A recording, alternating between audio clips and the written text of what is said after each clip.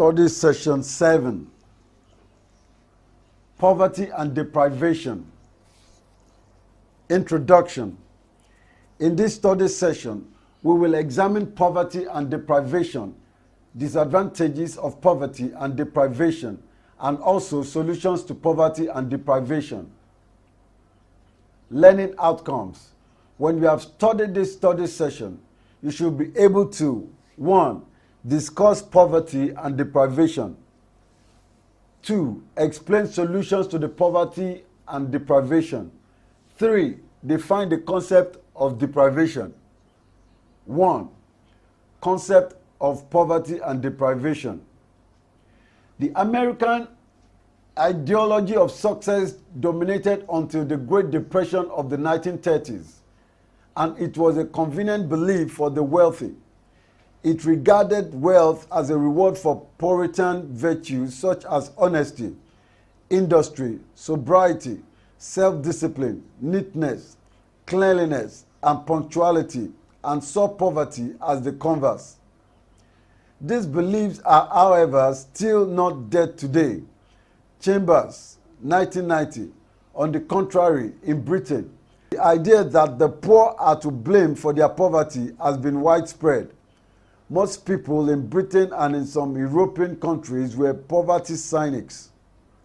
That is, they were defined as people who rarely or never see poverty around them. When they mention it, they imply culpability. If poor people exist, it is because they are lazy or lack willpower, and they or their children could well escape from this situation.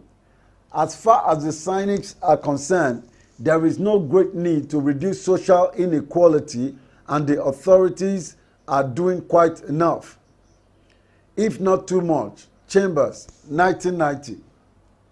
Such beliefs are common in many cultures. In some cases, they have antecedents in the racial ideologies of colonization, and in the colonial view of the native, it was improvident, lazy, and fatalistic. The old American myth of the opportunity of an open frontier and the new African myth of the opportunities of education prefer that those who have made it and have good urban jobs owe their success to diligence rather than influence, and the remaining rural poor are those who did not work and had enough. The greater the inequalities and cognitive distance between the urban, educated elites and rural less educated non-elites, the greater the prevalence of beliefs which hold the rural poor responsible for their poverty. Such beliefs rationalizes the elites as privileged. Non-elites says non-privileged and the have-nots not having, that it would be odd if it were not so. 2. Finding solution to poverty. Solutions to solving the challenge of poverty exist. A description of the condition of poor rural people might start with communities or with individuals. Starting with communities would have the advantage of distinguishing two types of situations: those where the poverty of whole communities is linked to their remoteness or inadequate resources, or both, and those where there are marked differences of wealth and poverty within the same community. Starting with individuals would have the advantage of pointing to the disadvantages of females in many societies. Sometimes, from the moment of birth, these two dimensions of location and resource base and of gender are significant and qualify all that follows. Some communities are much poorer than others and more uniformly poor, and women are usually, but not always, poorer than men. It is, however, households that are the common and increasingly distinct economic entities for production, for earning, and for sharing consumption. It is useful to dissect evidence and not allow the term poverty to cover all aspects of disadvantage, but only those lack of wealth or assets and lack of flow of food and cash to which it properly refers. 2.1. 5 clusters of disadvantage.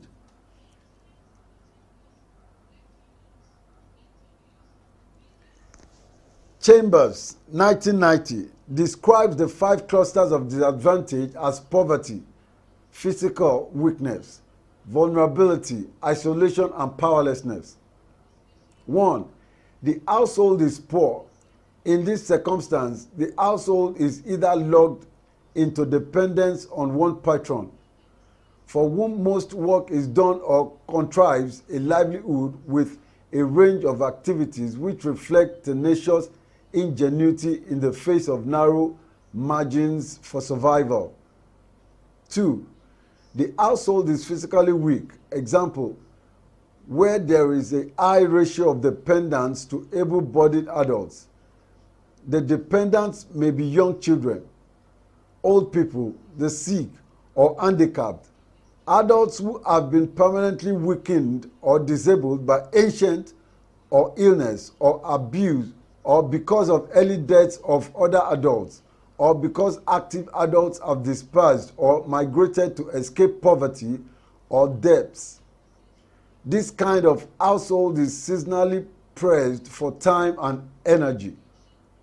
2. The household is physically weak. Example, where there is a high ratio of dependence to able-bodied adults. The dependents may be young children, old people, the sick, or handicapped, adults who have been permanently weakened or disabled by ancient or illness, or because of early deaths of other adults, or because active adults have dispersed or migrated to escape poverty or debts. This kind of household is seasonally pressed for time and energy. 3. The household is isolated. The household is isolated from the outside world. Often, the household is illiterate and without a functional ratio. Its members are not well informed about events beyond the neighborhood. Its children do not go to school or go and drop out early. Its members either do not go to public meetings or go and do not speak. 4. The household is vulnerable. The household has few buffers against contingencies. Small needs are met by drawing on slender reserves. Disasters and social demands have to be met by becoming poorer. This often means selling or mortgaging assets. 5. The household is powerless. The household is an easy victim of predation by the powerful. The household position is weak in negotiating terms for anything. It is easily exploited by moneylenders, merchants, landlords, government, and other officials and police. We agree this may appear exaggerated, but it is true. It is also agreed that some poor families are not as physically weak as described. Most cases of poverty, quite simply, goes unseen and were perceived is only seen in one or a few dimensions. Deprivation. The clusters of disadvantage interlock. This is the vicious cycle of poverty, the syndrome of poverty and the poverty trap. Isolation, powerlessness, vulnerability, poverty, physical weakness. Poverty is a strong determinant of the others. Poverty contributes to physical weakness through lack of food, small infections, and inability to reach or pay the cost of health services. The physical weakness of a household contributes to poverty in several ways, such as through the low productivity of weak labor, through inability to cultivate larger areas, and through sickness. Also, isolation sustains poverty. This could be lack of education, remoteness, being out of contact. Services do not reach those who are remote. Illiterates cannot read information of economic value. Isolation goes with physical weakness. Vulnerability is part of many of the links, and powerlessness contributes to poverty through exploitation by the powerful. it limits or prevents access to resources.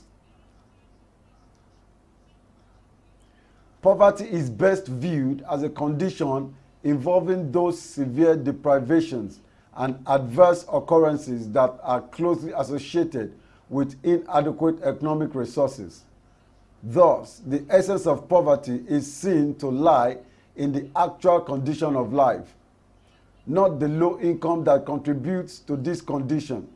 The deprivations and adverse occurrences that make up this condition of life are classified under 5 headings. 1. Severe lack of physical comfort. 2. Severe lack of health. 3. Severe lack of safety and security. 4. Severe lack of welfare values. 5.